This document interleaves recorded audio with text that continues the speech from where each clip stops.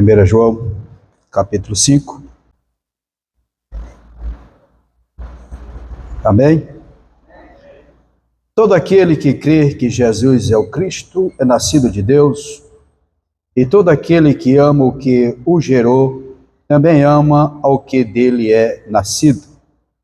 Nisto conhecemos que amamos os filhos de Deus, quando amamos a Deus e guardamos seus mandamentos.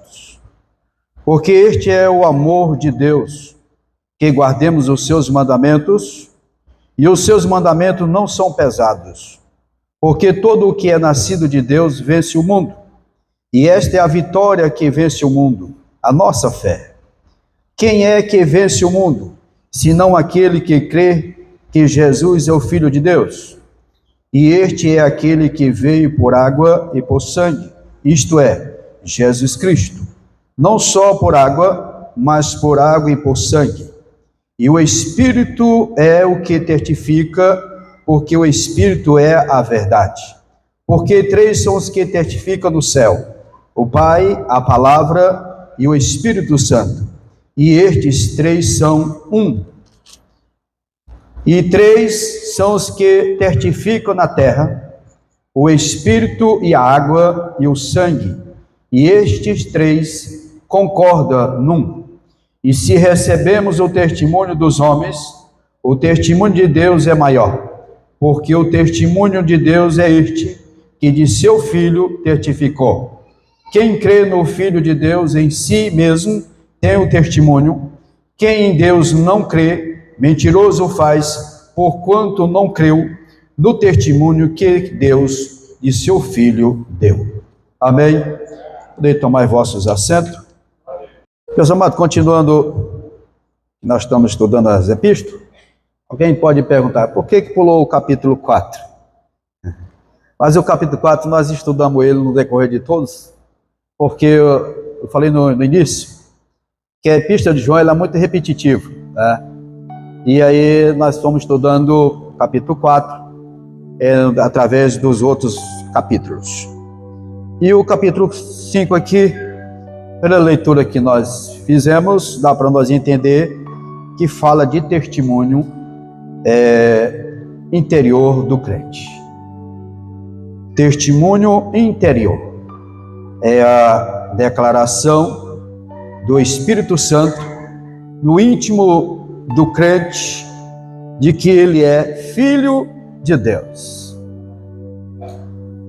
E aqui veremos que somente os que são nascidos de Deus, isto é, quem crê que Jesus é o Cristo, tem condições de amar os seus irmãos, tem condições de amar os seus irmãos, cumprir os mandamentos divinos e vencer o mundo. Amar os irmãos, cumprir os mandamentos divinos e vencer o mundo. Será que de fato temos experimentado a nova vida em Cristo? Porque ela é demonstrada através deste amor aos filhos de Deus, ao próximo. É o que nós vamos ver decorrer aqui desta noite. Nascidos de Deus. Versículo 1 diz: todo aquele que crê que Jesus é o Cristo é nascido de Deus. Nascer de Deus é mediante a fé no sacrifício de Jesus que experimentamos a nova vida. Somente o novo nascimento nos faz entrar numa nova relação com o Senhor, tornando-nos verdadeiramente filhos de Deus. A natureza espiritual desta nova relação vem somente, ou seja, ela vem de algo, podemos chamar de semente incorruptível. Ou seja, pela palavra de Deus e a obra do Espírito Santo. A palavra e a obra do Espírito Santo, mediante verdades vivas e eterna do Evangelho de Cristo. Vamos ver o que diz Paulo escrevendo a 1 Coríntios 4:15. 1 Coríntios 4:15. Porque ainda que tivesse 10.000 aios, em Cristo não tereis, contudo, muito faz, porque eu, pelo Evangelho, vos gerei em Jesus Cristo. Então, em Jesus, nós fomos gerados. Tornamos filhos de Deus. Interessante que a natureza humana só pode produzir, infelizmente, natureza humana. A natureza humana, ela só pode gerar natureza humana. Nenhuma criatura poderá elevar-se acima da sua própria natureza. Não tem essa capacidade. A vida espiritual não passa de pai para filho, de modo natural. A pessoa pode herdar a genética, pai até quarta geração, mas aqui não. Aqui não ela não passa de pai para filho como de maneira natural. Ela procede de Deus. Pai tem a responsabilidade de instruir, de ensinar, de educar. E essa é a grande responsabilidade nossa, de instruir os nossos filhos no caminho do Senhor, na obediência à palavra de Deus. Pastor, e quando chega adulto? É ele Deus. Enquanto está na sua responsabilidade, é você que cuida.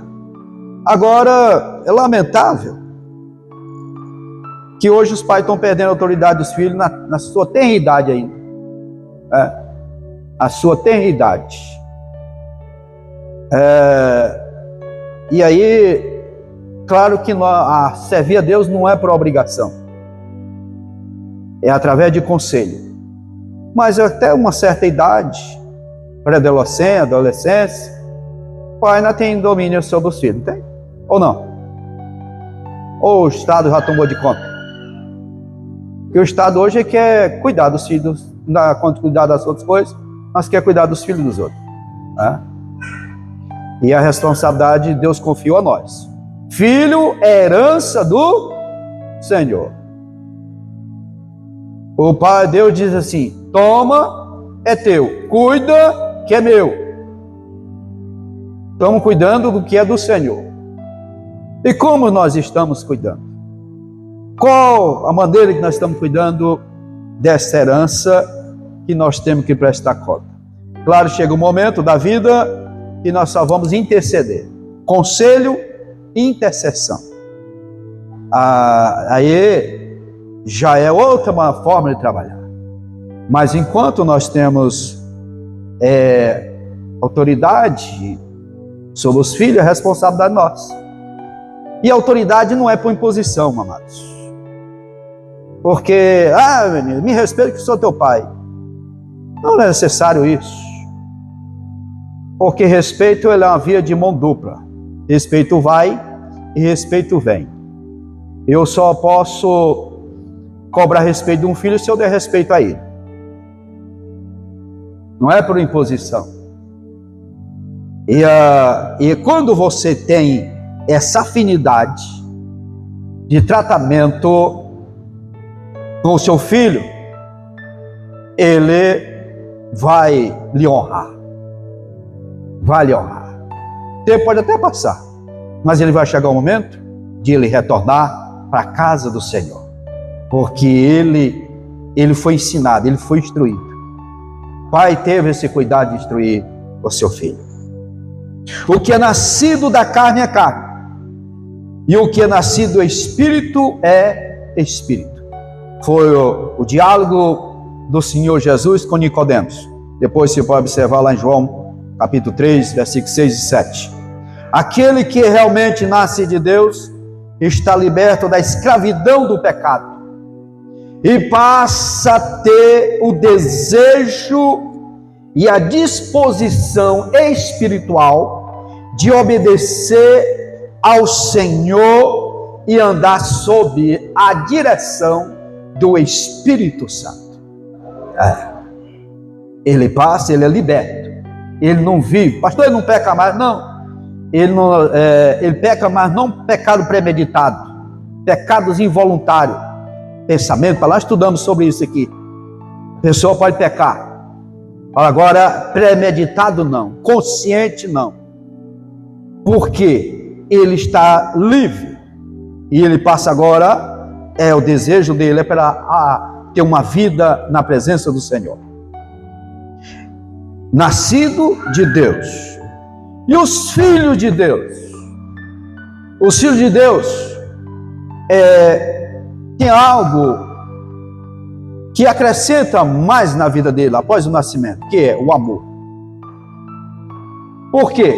Com o resultado da vida nova recebida de Deus, mediante a fé, o crente passa a viver em retidão, procurando obedecer os preceitos divinos, obedecer a palavra, e sobretudo ao princípio do amor ao próximo. O princípio do amor ao próximo, o amor cristão. A essência do cristianismo é o amor. Agora, amados, nós precisamos ter muito cuidado. O amor, ele é evidenciado na prática. Não é por palavra. O amor não joga ninguém fora. O amor, ele trata, ele cuida, ele zela. O amor não tem prediletos. Tratamento o mesmo para com todos. Por quê? A igreja é só uma. Não tem duas igrejas, é uma só igreja. E o amor precisa ser demonstrado com todos.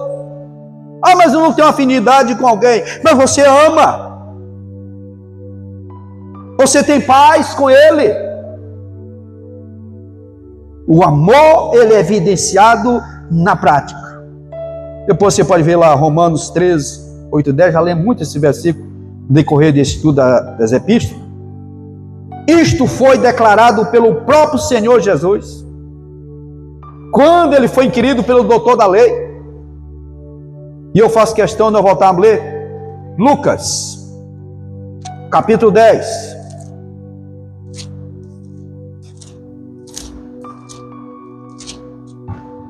Lucas 10, 25 ao 27. E eis que se levantou um certo doutor da lei, tentando-o e dizendo: Mestre, que farei para herdar a vida eterna? E ele diz: Crê que está escrito na lei, e como lês? E respondendo ele diz: Amarás ao Senhor teu Deus de todo o teu coração e de toda a tua alma e de todas as tuas forças e de todo o teu entendimento, e ao próximo como a ti mesmo. Será que está faltando amor próprio? A pessoa se amar mesmo, porque a pessoa só vai amar o próximo se ele amar ele. Se ele não tiver amor a ele mesmo, não vai amar ninguém.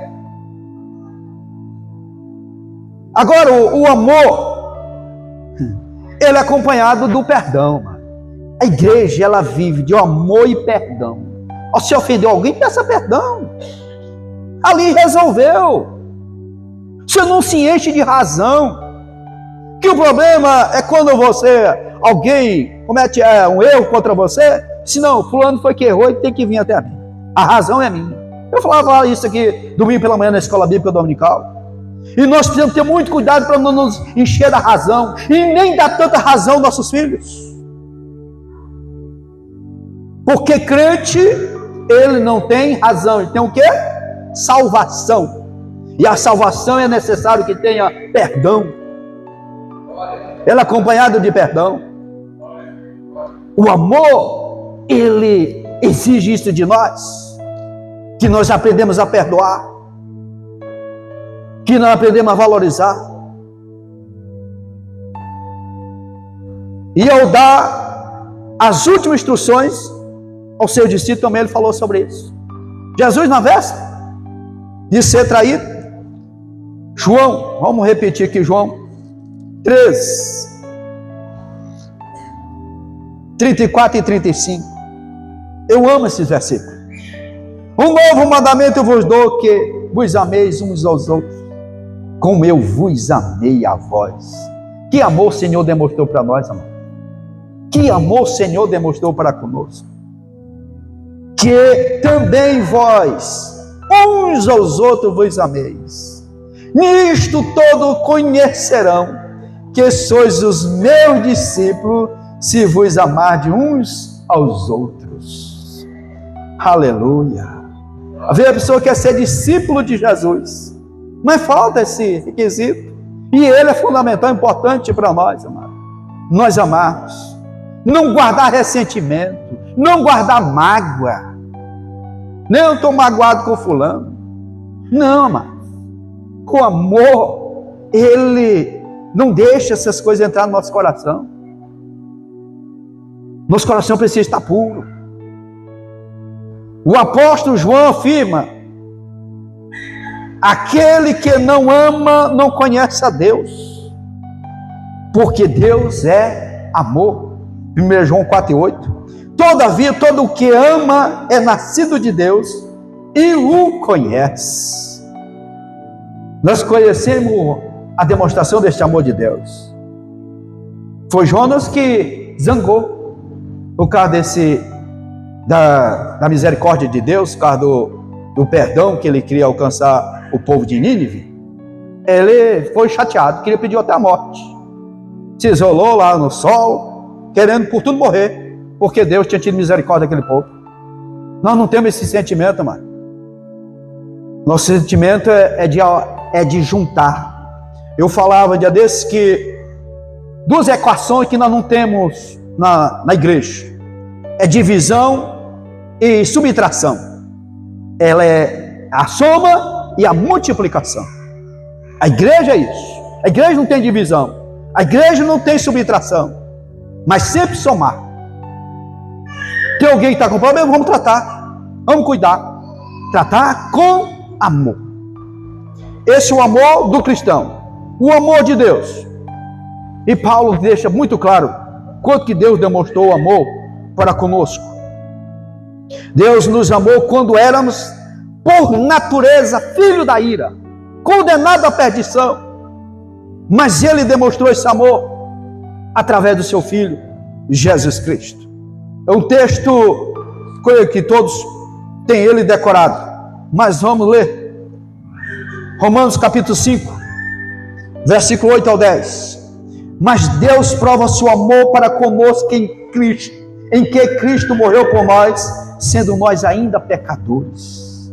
Logo, muito mais agora, sendo justificado pelo seu sangue, seremos por ele salvos da ira.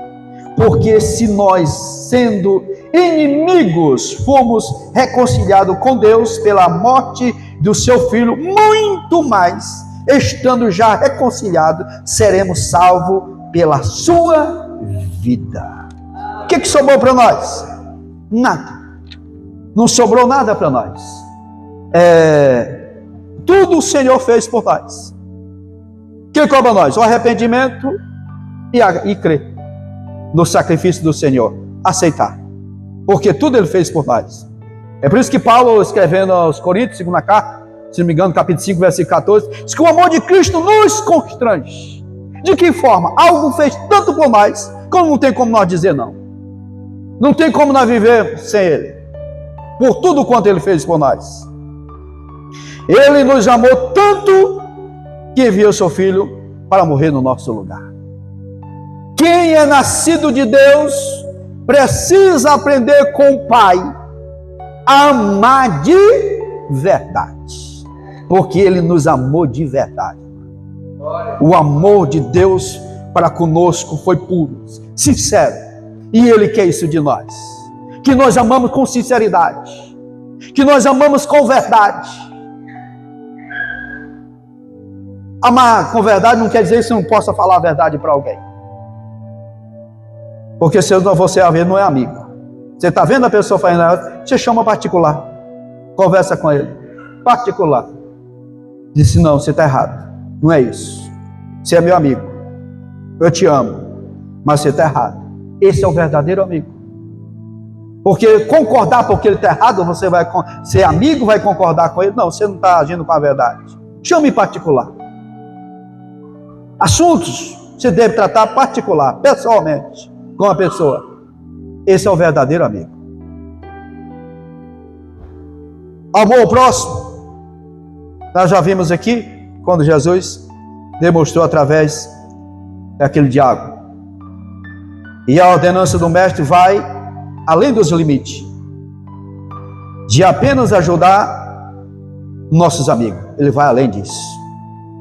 Devemos amar também os que nos maltratam e nos maldizem. Oh, quanto é difícil, hein? Quanto é difícil você saber que alguém está falando mal de você. Mas você mostra o outro lado da moeda. Moeda tem dois lados. Alguém mostra a outra face.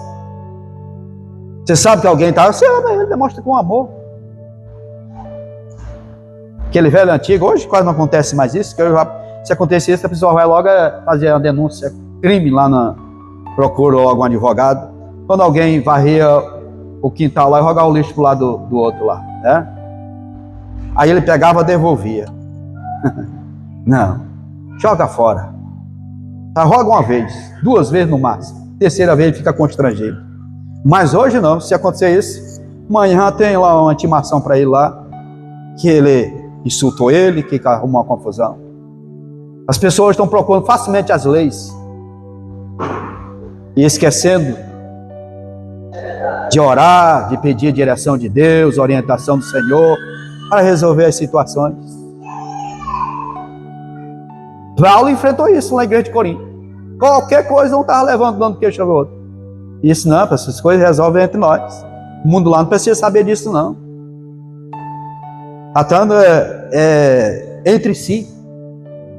Somente assim podemos demonstrar que realmente somos filhos de Deus. Quando nós fazemos algo a mais, quando alguém nos faz o mal. Depois você pode observar Mateus capítulo 5, 43 ao 48, ele nos dá essa resposta. O amor que procede do Espírito. A Bíblia afirma que antes de conhecermos a Cristo, éramos odiosos, odiando-nos uns aos outros. Quem falou isso foi Paulo, escrevendo a Tito, capítulo 3, e o versículo 3. Porque também nós éramos, no outro tempo, insensatos, desobedientes, extraviados, servindo às várias concupiscências e deleites, vivendo em malícia e inveja, odiosos e odiando uns aos outros. Essa é a situação do homem sem Deus. Era a realidade. Sem Cristo, ninguém é capaz de amar ao próximo. Muito menos se este for um inimigo costumaz. Mas como nova criatura, que somos em Cristo Jesus, o amor de Deus está derramado em nosso coração pelo Espírito Santo que nos foi dado. Aleluia. Como Paulo escreveu em Romanos capítulo 5 e 5, diz que nós foi derramado o nosso coração, o Espírito, e diz que ele não traz confusão, ele traz esperança. Confusão não. O fruto do Espírito leva-nos a amar até mesmo os que nos odeiam. Além disso, Jesus afirmou que seus discípulos seriam conhecidos pelo amor.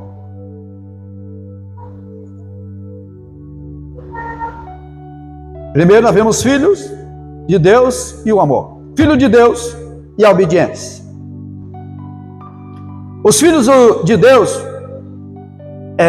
seria o contrário de ser se não fosse obediente, né?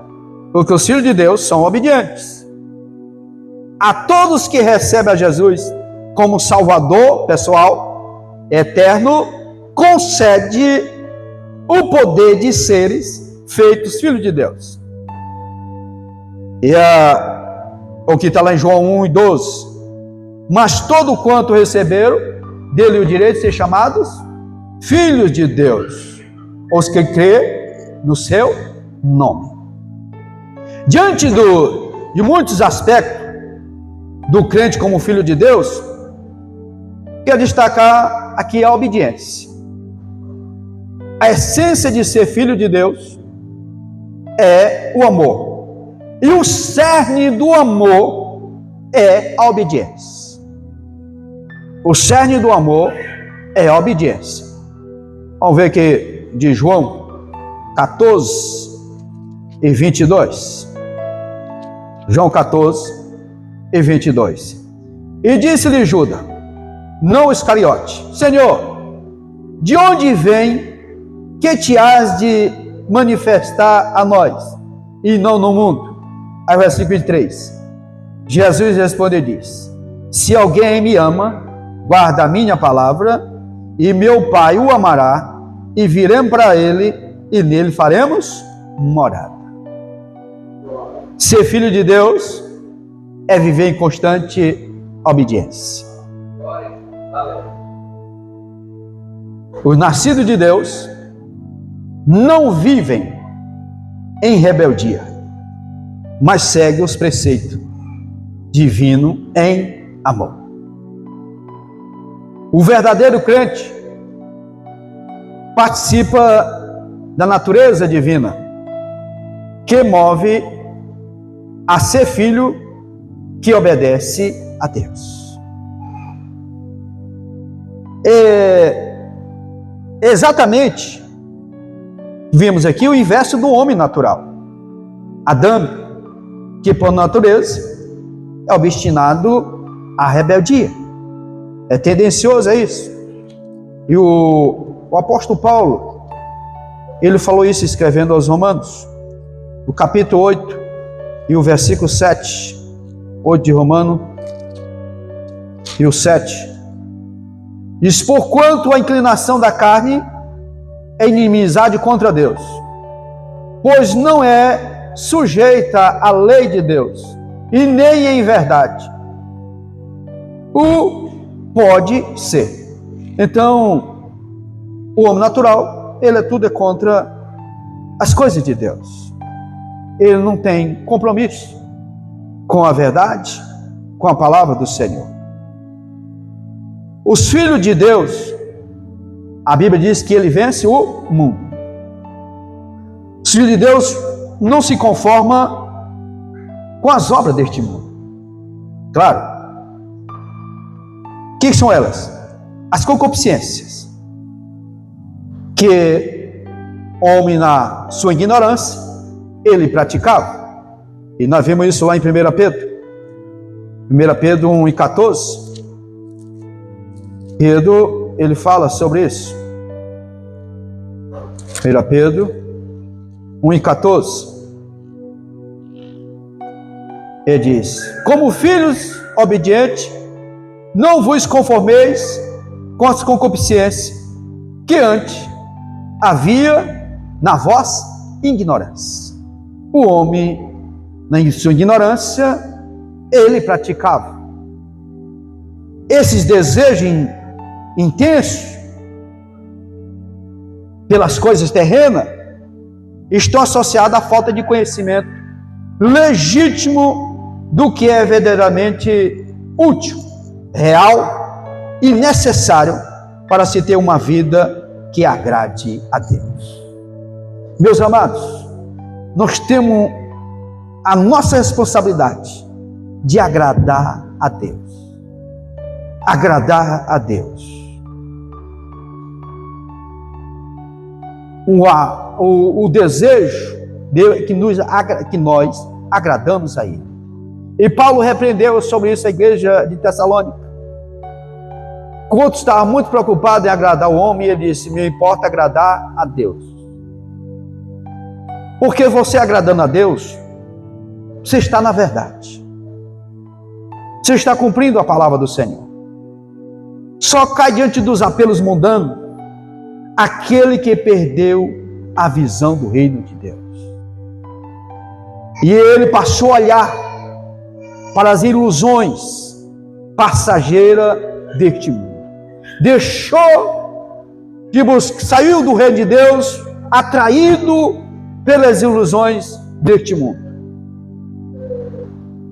Porque há uma separação entre o nosso passado sem Deus e a nossa posição de filho de Deus, santificados em Cristo. Porque através do Senhor Jesus Cristo, nós somos justificados, nós somos regenerados, fomos adotados como filho e posicionalmente nós somos santos. Posicionalmente somos santos. Claro que a santidade, a santificação, ela é um processo. Mas no momento da nossa conversão, nós posicionalmente somos santos. A nova vida em Cristo depende de o crente separar-se voluntariamente, passando a ser controlado pelo Espírito Santo de Deus. E ele não mais vivendo sob o domínio do pecado, e nem sob o controle da carne, mas dominado pelo Espírito do Senhor. E esse aqui, amado, é renúncia, é a busca nossa cotidiana, para nós vivermos essa vida. Porque se não buscarmos, ela não acontece automaticamente. O plano de Deus é esse para nós, mas cabe a nós buscar, cabe a nós querermos ter essa vida guiada pelo Espírito Santo. E diz que os filhos de Deus o conhecem pela fé em nosso Senhor Jesus Cristo. Conhecemos a Deus. Conhecer a Deus é algo progressivo. É progressivo, que continuará na eternidade. Aqui nós não vamos conhecer totalmente, e na eternidade continuamos a conhecer a Deus. Observando, pois, que afirma aqui o profeta Oséias, capítulo 6, versículo 3, diz: conheçamos e prossigamos em conhecer o Senhor. Deus não deseja que você esteja inseguro em seu relacionamento com Ele. Não pare a dúvida. Nós precisamos ter convicção do nosso relacionamento com Deus. Quem é Deus? E por saber conhecer o que é Deus, você não tem dúvida. A dúvida não para sobre a sua vida. Você é seguro quando fala das coisas de Deus, quando fala quem é Deus na sua vida. E o Pai nos assevera: se você crê no Filho de Deus, tem o quê? A vida eterna. Aleluia, glória a Deus. Então não tem espaço para dúvida. Quem conhece a Deus sabe que Ele ouve o clamor dos seus filhos. Por isso, nós falamos aqui na terça-feira passada, eles oram segundo a vontade do Pai. E esta é a confiança que temos nele, que se pedirmos alguma coisa segundo a sua vontade, Ele nos ouve. A oração dos filhos de Deus, ela é atendida. Volto a frisar, ao tempo de Deus. Talvez não seja tão imediata como nós queremos, mas muitas das vezes, às vezes faz igual na oração de Neemias. Antes de terminar, as coisas Deus já moveu, já agiu, já resolveu. Quando estava orando, já veio o agir de Deus.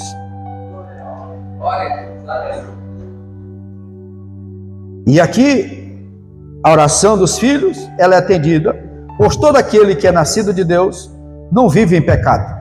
Sabemos que todo aquele que é nascido de Deus, ele não vive na prática do pecado. Você vive uma vida santa. Então, nós precisamos, se temos uma vida santa, precisamos orar com confiança e crer que Ele é poderoso para nos atender. E aqui venho para encerrar uma tríplice testemunho. Quando nós olhamos para o comentário bíblico de Mateus, ele fala de 3 testemunhas da doutrina pessoal da salvação. Primeiro, ele diz que é o Espírito Santo, que testificando de quem é o Senhor Jesus. O Espírito Santo, ele é quem convence. Quem? Nós. De que foi que ele convenceu nós? Ele convenceu nós do pecado, da justiça e do juízo. Ele convenceu nós dessas 3 coisas, conforme está lá em João 16:8. É o Espírito Santo quem revela, através da palavra, toda a verdade a respeito de Jesus. Jesus falou sobre isso. Vamos ver o que ele diz, João 14. João 14, versículo 16. E eu rogarei ao Pai, e Ele vos dará outro Consolador, para que fique convosco para sempre. Versículo 26. Mas aquele Consolador, o Espírito Santo, que o Pai enviará em meu nome, vos ensinará todas as coisas, e vos fará lembrar. Vos fará o quê? Lembrar de tudo quanto vos tenho dito. Eu não vou estudar a palavra não, que lá o Espírito Santo vai colocar a palavra na minha boca. Preciso nem eu estudar a Bíblia. Lá o Espírito Santo vai colocar. Não vai nesse negócio não. Estude, porque o Espírito Santo, ele vai fazer nós lembrarmos do que nós estudamos, do que ele nos ensinou. Ele nos fez membro do corpo de Cristo. Está lá em 1 Coríntios 12:13. Ele nos santifica e liberta do pecado. O Espírito Santo trabalha nas nossas vidas. É Ele quem nos ensina a obedecer a Cristo. Você pode observar Gálatas capítulo 5, 16 e 17, dessa guerra, dessa batalha que nós temos, e o Espírito Santo que nos fortalece para nós vencermos. Então, o primeiro testemunho é o Espírito Santo. Segundo, a água. Aqui há muitas especulações sobre esse assunto. Que água é essa e que sangue é esse? Mas se nós olharmos para o dia que Jesus, e é o que todos os estudiosos concordam, a maioria dos estudiosos, melhor dizendo, que se refere aqui ao batismo nas águas do Senhor Jesus. Primeiro, a água aqui foi o dia que ele desceu as águas, batizado por João Batista. Observa que naquele momento que ele desceu as águas, o Espírito Santo desceu sobre ele uma forma corpórea de um pombo, e bradou do céu uma grande voz que diz: esse é meu filho amado, em que me compraz, ou seja, que eu tenho prazer. Então, até o primeiro testemunho, o Espírito Santo e a água. E aqui estabelece a pureza e o poder purificador do Salvador. A água também é símbolo do Espírito Santo, por intermédio da terceira pessoa da Trindade. Fomos lavados pela palavra de Deus. Agora vamos ver o que diz o escritor dos Hebreus, capítulo 10, e o versículo 22. 10 e 22. Chegamos-nos com verdadeiro coração e inteira certeza de fé, e tendo o coração purificado da má consciência e o corpo lavado com água limpa. Então, aqui o testemunho do Senhor Jesus, o que ele faz, porque lá vemos 3 testemunhos. Nós vemos o Pai, aí falar palavras usando Jesus como logo, e o Espírito Santo testificar desse Jesus vindo em forma humana para cumprir o plano da salvação. E aqui essas 3 testemunhas terrenas, né, que comprova do que aconteceu com o Senhor Jesus, porque o Espírito, ninguém não viu o Espírito, mas viu como a forma corpórea, e viram descendo as águas. E aqui a terceiro é o sangue. Fomos resgatados do pecado por meio do sacrifício de Cristo. Jesus selou e pôs fim aos sacrifícios do Antigo Testamento. Os benefícios alcançados por seu sangue prova que ele é o Salvador do mundo. Cristo é a nossa salvação. E o salmista já havia falado sobre isso no Salmo 65. No Salmo 65, e 5 diz: com coisas tremendas de justiça nos responderá, ó Deus, da nossa salvação. Tu és a esperança de toda a extremidade da terra e daqueles que estão longe sobre o mar. Então, o Senhor, Ele é o Deus da nossa salvação. E não há salvação fora dele.